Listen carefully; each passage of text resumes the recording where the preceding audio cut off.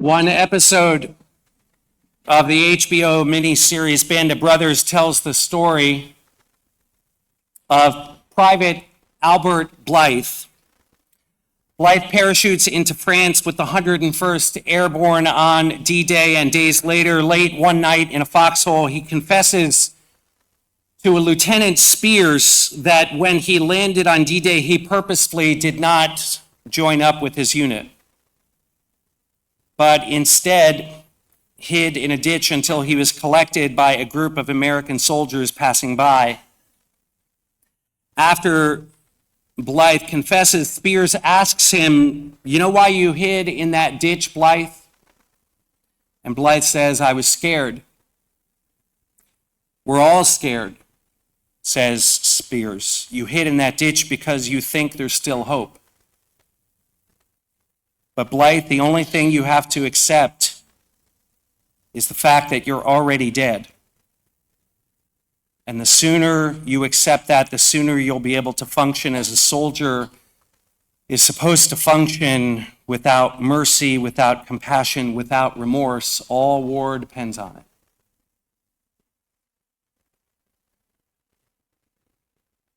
The scene is not a celebration.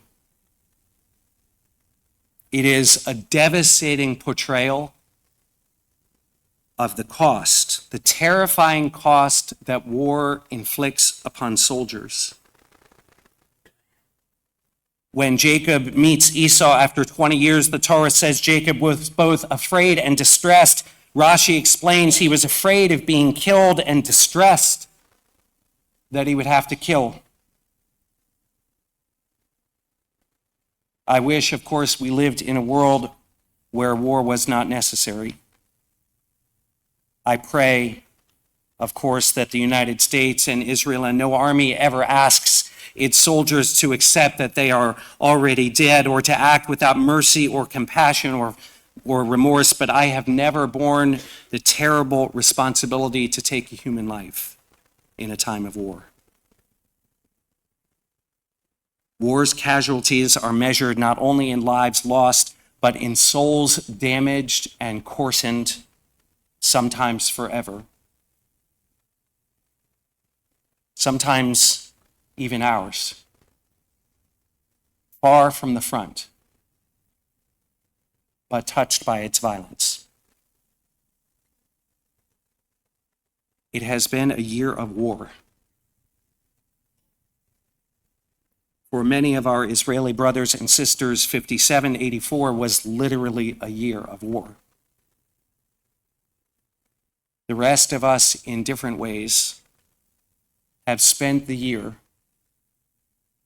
carrying the burdens of the war in Israel and Gaza and now Lebanon. We have fought battles on college campuses, on highway overpasses, in our workplaces, in our schools, in our city councils, and even with each other around the dinner table. As the year 5785 begins, I believe that the great challenge facing the Jewish people is, can we keep the wars that we are fighting from coarsening and deadening our souls? Can we do what we must to protect ourselves while not letting our hearts be hardened? Can we fight when necessary and still maintain our ability to love one another and to trust the world again? Jewish ethics permits, even obligates us to defend ourselves. Hamas and Hezbollah are evil organizations that desire not our territory, but our destruction. They support murder and kidnapping and rape of innocents. But hating those who do evil, as natural as that inclination may be, corrodes our souls. Rabbi Yecheskel Levenstein warns that if we allow ourselves to hate evildoers, quote, we will implant hatred deep within ourselves, which will prevent us from attaining the virtue of loving people, which is one of the foundations of the Torah.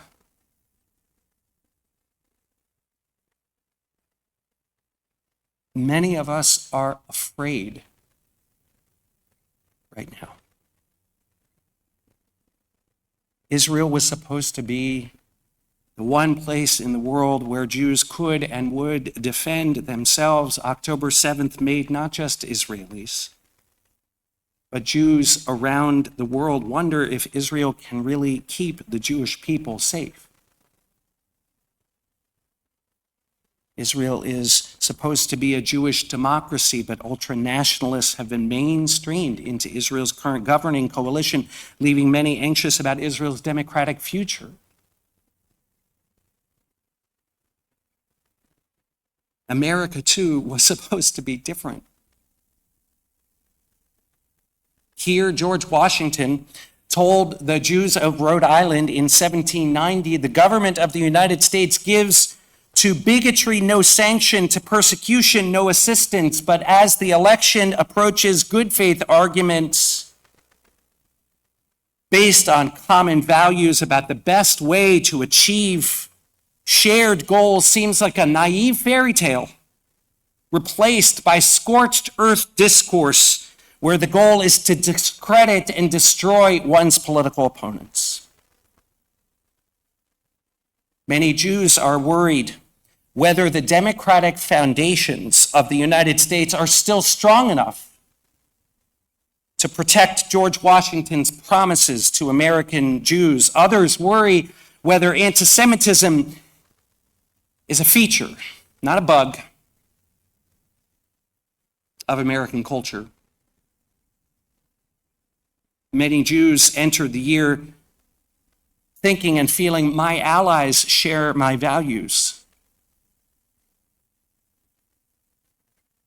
But after October 7th, when we needed people to show up for us, very few did.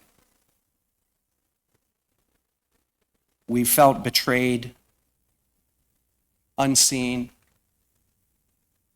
alone. It's okay to be scared. But we are not our best selves when we are afraid. We should not let hatred and fear define who we are and what it means to be Jewish. We have to choose again and again to find love. How can we stand up for ourselves and continue to love one another and trust the world? The mitzvah of Rosh Hashanah is not to sound the shofar, but lishmoa kol shofar, to listen, to hear the voice of the shofar deep within us. I want to offer you two midrashim, two stories about the meaning of the cry of the shofar, and to challenge each and every one of us to let the shofar penetrate our hearts, and in doing so, to keep our hearts from hardening, to expand them, and to help us to choose love in the year to come. The first story is from Masechet Rosh Hashanah, where they say that the sound of the shofar, the source for the sound of the shofar, is the cry of Sisera's mother. We read, Be'ad hachalon nishkafa v'yityabev em Sisera. She looked through the window. The mother of Sisera, Yityabev, she wailed the wail of the shofar and said, why is his chariot so long in coming? Who is this Sisera? Sisera was a sworn enemy of the Israelites. Sisera's mother is initially portrayed in this moment as wailing, waiting for him to return with the spoils of war taken from the vanquished Israelites. What is this? At first glance, a nameless woman, even an enemy, hardly seems worthy of our sympathy, much less the sound of the shofar on Rosh Hashanah, but that is precisely the point. The grief that any parent feels for the loss of a child is a suffering that transcends nations. Not only must we acknowledge the suffering of our enemies, we literally are to hear their cry, the cry of their grieving mothers, in the sound of the shofar on one of our holiest days.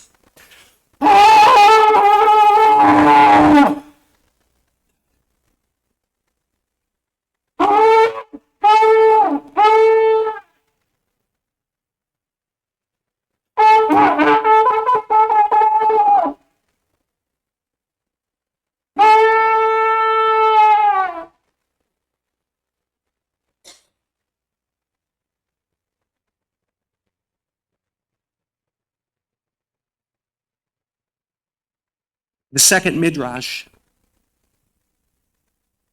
connects to the fact that immediately after the binding of Isaac in the Torah, we read that Sarah has died. On the surface, they're unconnected, but the rabbis tell us the following story, that Samael, a Jewish version of Satan, is angry that Abraham passed God's test with the Akedah. And so he goes to Sarah and says, "Did you hear what happened?" And Sarah says, "No." And he said to her, "Your husband Abraham took your son Isaac and killed him and offered him up as a burnt offering on the altar." And immediately Sarah cried the three cries of the shofar, and her soul fled and she died. According to this midrash, to understand the cry of the shofar, we must not only hear the cry of our enemy's mother, we must hear the cry of our own mothers too. We hear this cry.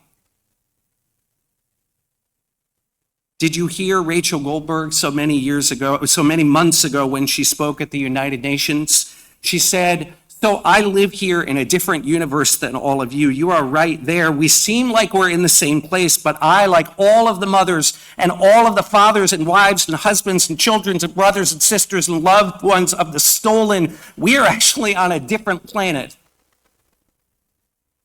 Where is the world?" she asks. "We, the families of the 200 hostages, are far away on our own planet of agony. But where are you?" she asked.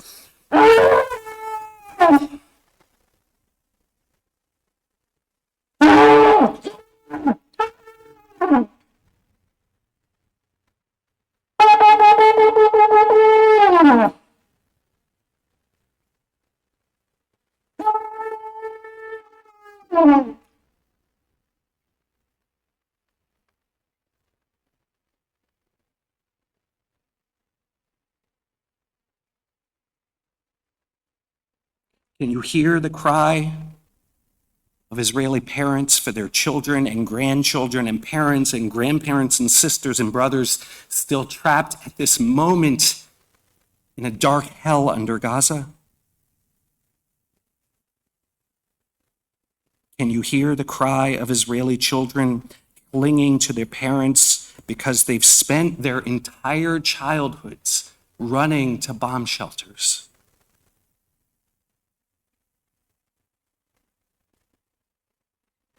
We made some cards this year. Some of you may have one. It says, "Make your ears like a funnel to hear words that declare both pure and impure." Can you hear words that both prohibit and permit, words that declare valid and invalid? Can you hear the cries of mothers of our enemies and the cries of the mothers of our own children together? Can we make our ears like a funnel? Can we hear in one shofar the cry of our enemies' mothers and Jewish mothers and find compassion?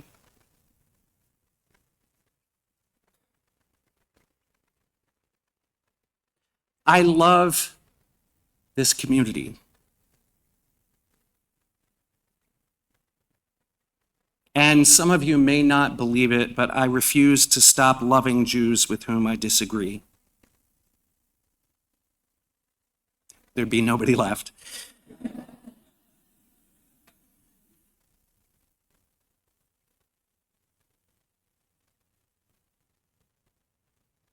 It's true we've pushed away those voices in our community who want us to hear the cries of our enemies' mothers. They're hard for many of us to hear, and I admit in the weeks and months after October 7th, it was hard for me to feel sympathy for Palestinians in my heart, much less voice it from the bima. I was angry and I was hurt, and a part of me still is. Gently, kindly, some of you approached me and encouraged me, and so for the past 9 months, as we've prayed for the return of the hostages each Shabbat, who should have a special place in our hearts, and I won't apologize for it. I've tried to remind us that our hearts are big enough, that we can keep in our prayers all those who are suffering so terribly in Israel and the West Bank and Gaza and Lebanon. For some in this community, it wasn't enough. And I've let some of you down. And I am sorry. And for myself, I will try to push myself to hear and give more voices to those cries of Gazan mothers. And perhaps more importantly, I will also try, and I will fail, and I will try and try again to be what our tradition calls dan l'chaf sechut, to judge people favorably, to give every person the benefit of the doubt, and to try to trust that many Jewish critiques of this war come from a place of love, not only for Palestinians, but for your fellow Jews, that our hearts should continually expand to include the suffering of Sisera's mother. We did a program this year at Trinity Avenue Presbyterian Church with Roots, in which we listened to an Israeli and a Palestinian speak with each other. And we did that program because it was good to do, but also to demonstrate that if they who live in Israel and Palestine and who are directly impacted by what's happening there can speak with each other, how much the more so should we be able to do so? Our friend and teacher, Imam Abdullah Antepli, once talked about how Jews and Muslims everywhere have become proxy foot soldiers, defining each other as adversaries through the prism of the Israeli-Palestinian conflict. I worry we're doing the same thing with our fellow Jews. I pray that the sound of the shofar can deepen within me and all of us ahavat Yisrael, love of my fellow Jews, that surely must begin with our young people and extend as far as we are able. And to our young people, I thought I was one of you, but somehow I got old. It happens really fast. You are experiencing the world in ways it is hard for me and many of your parents and grandparents to understand. I don't think of myself as old, but I actually grew up getting the news from Tom Brokaw, Dan Rather, and Peter Jennings. And I do remember Walter Cronkite. I'm one of 3 news channels. And you're growing up with TikTok videos, memes, thousands of websites and TV channels. So I just invite you, let's have coffee. And please help me to better understand what it's like to be you and the experiences that are shaping your views. And to those who are voicing harsh criticism of Israel's wars against Hamas and Hezbollah, I didn't get a chance to revise the sermon too thoroughly, so now I can add Lebanon on the fly.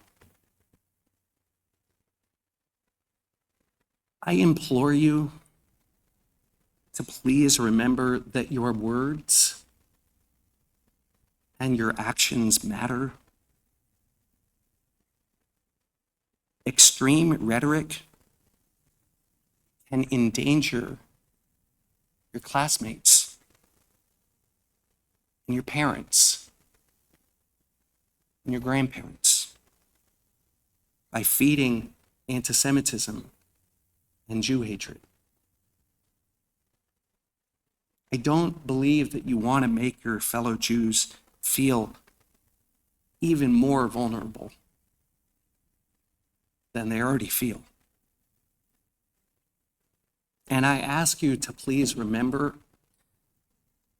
that it is not you or I who are living under missile threat or who face the terrible dilemmas of fighting Hamas and Hezbollah. It is our Israeli brothers and sisters who ultimately must bear the terrible responsibility for defending Israel now and preserving or not a chance for peace in the future.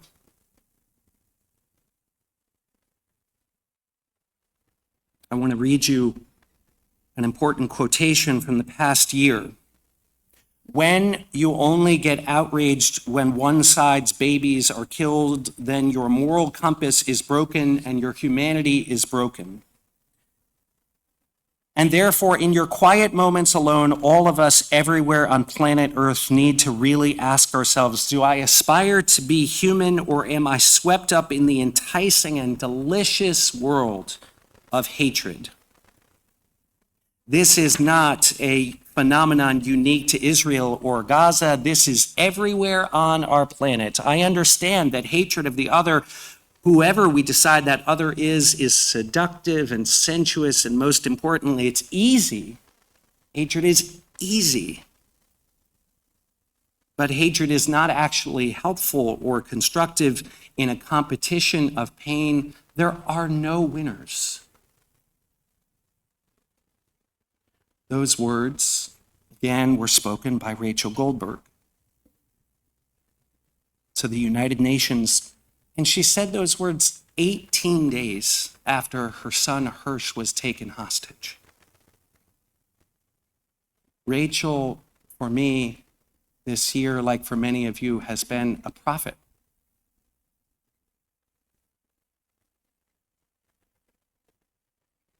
After my friend Joel Schickman died many years ago, I remember struggling to celebrate Passover the following year. Joel had been with us for Passover at camp the year before. He led us in Seder and told this story in the Seder about God who saves, and then he was dead the year following. And I was angry. But Joel's memory that following Passover was a challenge to me, that I shouldn't be more angry with God on Joel's behalf than he was. Knowing that he might die that Passover, that he might leave his wife and children behind as he did, Joel led us in the Passover Seder. He told the story about a God who saves, and his example was a challenge to me.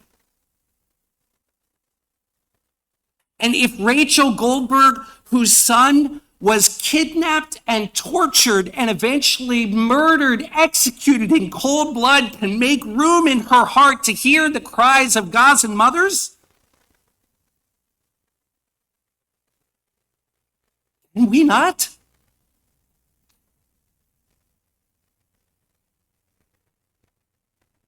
Rachel spoke these words 67 days after her son's captivity. And I'm going to quote her in length and really finish with her words, not mine. She says, I pray and hope that the world will help all of us get our hearts out of Gaza. And I also worry for the other innocent people who are in Gaza and suffering on the other side. There are good, innocent Palestinian people who are also here, and we are aware of that. We are at a crossroads, she says. And when I say we, I don't mean Jews, Muslims, or Christians, Americans, Palestinians, Europeans, Israelis, Ukrainians, Russians. I mean we humans. We can keep dividing the world into the paradigm of them versus us, or we can start thinking about those who are willing and those who are not willing. In the Bible, in the book of Deuteronomy, chapter 30, she says there's a curious exchange where God gives the people a choice and says, I'm putting before you today life and death, and I'm telling you, choose life. In our world right now, there is nothing more frightening than choosing life. It's an idea that will require the most brave, creative, heroic efforts and strengths imaginable for those who are willing, amidst ongoing trauma, angst, and suspicion, to build an idea of the future. And she concludes with a poem that she wrote for a woman in Gaza.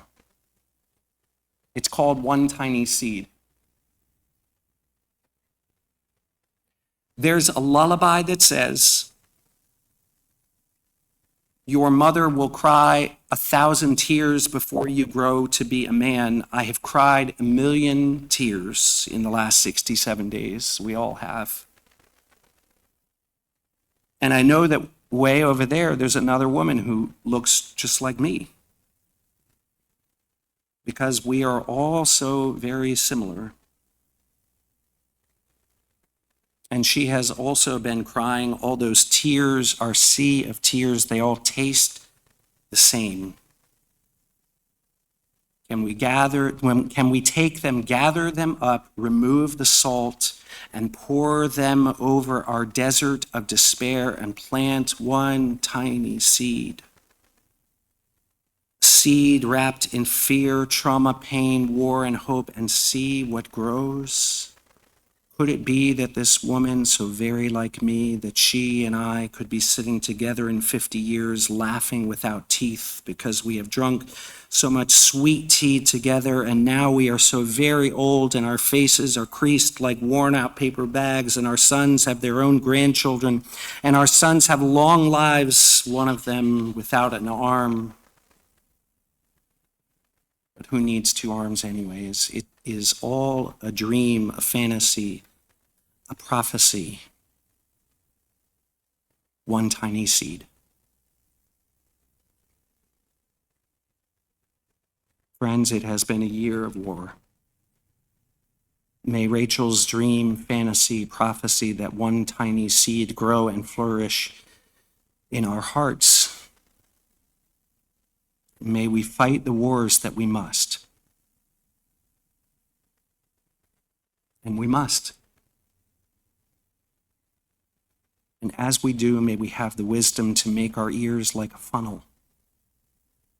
May the sounds of the shofar pierce our hearts and help us always to choose life, to choose love.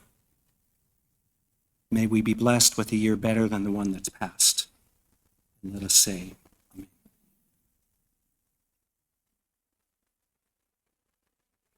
Please rise.